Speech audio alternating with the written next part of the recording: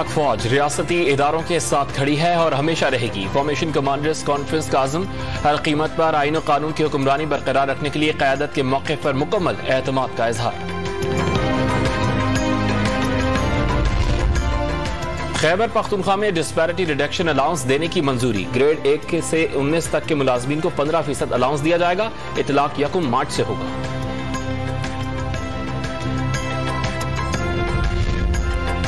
वज़ीर आज़म शहबाज शरीफ कल दोपहर 3 बजे MQM पाकिस्तान के मरकज बहादुराबाद का दौरा करेंगे। राबता कमेटी और अरकान कौमी असम्बली से मुलाकात करेंगे।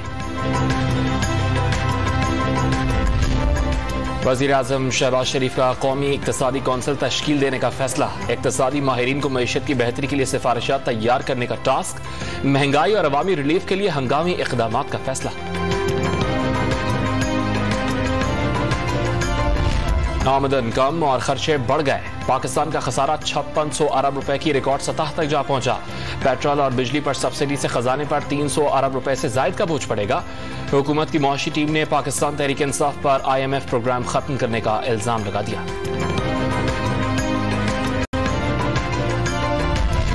3 अप्रैल को भी वज़ीर-ए-आला पंजाब के लिए परवेज इलाही के वोट पूरे नहीं थे। 16 को भी पूरे नहीं होंगे। लीगी रहनुमा अताउल्लाह तारड़ ने शिकस्त PTI का मुक़द्दर करार दे दी।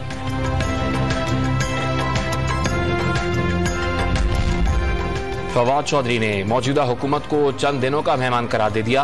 135 हल्कों से इस्तीफे आ चुके। पार्लियामेंट अहमियत खो चुकी। फवाद चौधरी का ट्वीट। टकराव से बचने का वाहिद रास्ता इलेक्शन करार।